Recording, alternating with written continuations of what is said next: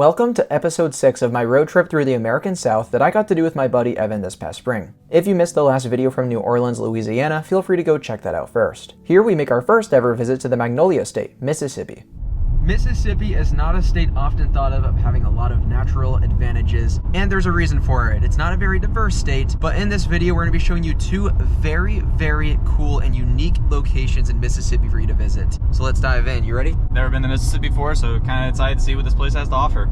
And we'll keep it real, for lovers of nature, Mississippi does not have much to offer. But a big goal of mine this trip was to knock out some of the few states I'd left to visit in America, of which Alabama was my 46th, Mississippi was my 47th, and Louisiana was my 48th. If you've been following along with this series, you may have already seen my New Orleans vlog, but to get there we had to drive along the Mississippi coast through the town of Biloxi. Though we both found the Gulf shores to be surprisingly nice and pleasant, the best of it can no doubt be found on the Alabama side of the border. Mississippi's stretch of coast was just okay in comparison, but I feel that it's worth mentioning as it does give the state a touch more variety than it would have otherwise. To expand on what I said in the intro, I made this video really to highlight two hidden gem locations that we stumbled upon on our way through the state as we were starting to loop back around towards North Carolina where Evan lives. The first of these was admittedly a bit out of the way, but it is by far the most interesting natural landmark anywhere in Mississippi, so we had to check it out, no questions asked. Red Bluff, or as it's otherwise known, the Little Grand Canyon of Mississippi, is a steep canyon created by millions of years of erosion. The bluff contains red clay, soil sand, and other colorful sediments and rises to an elevation of approximately 371 feet above sea level. It slopes sharply 200 feet into the Pearl River floodplain, which can be credited as to what caused all of this. The natural erosion process continues to this day and has forced the movement of nearby Highway 587 at least 2 times, which is just insane.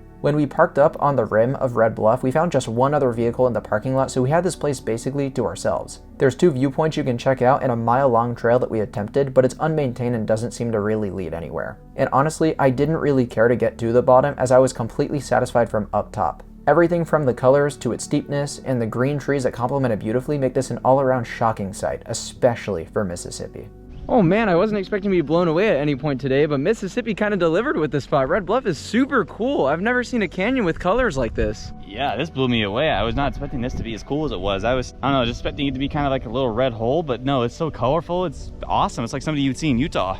From southern Mississippi to eastern Mississippi, we then make our way 2 hours to the state's highest waterfall, which can be found in Dunn's Falls Park. Now, something to note about this is despite the website claiming that the park is open every day from 9 a.m. to 5 p.m., it's actually closed Mondays and Tuesdays, so try to plan around that if possible. There's a small entrance fee of $5 per adult and $3 per child, and once again, this was pretty quiet for us. What makes Dunn's Falls interesting is it's actually a man-made waterfall, once used to power a historic grist mill, but other than its close proximity to the historic building, you'd never really know. It stands 65 feet tall and actually had great flow during our visit as it flows directly into a river that appeared to be very full. Compared to other waterfalls you might visit, including those found in other southern states like Tennessee and Alabama, Dunn's Falls is mediocre at best, but for what it is and for the novelty of it being the largest waterfall in the state, I think you should absolutely see it if you find yourself in the area. But yeah, I mean, that's basically it. I know it's not much, and I'm sorry if the video was a bit on the shorter side, but I'm telling you, if you look hard enough in any US state, you'll eventually strike gold. All of them seem to have something to offer that one could consider naturally beautiful, even Mississippi, easily one of the least impressive in America for that sort of thing. But let me know if you've ever visited any of these spots and what you think of them. Be sure to leave a like on this video and subscribe to Travel Dash if you enjoyed. Thanks so much for watching, and I'll see you in the next one. Bye guys.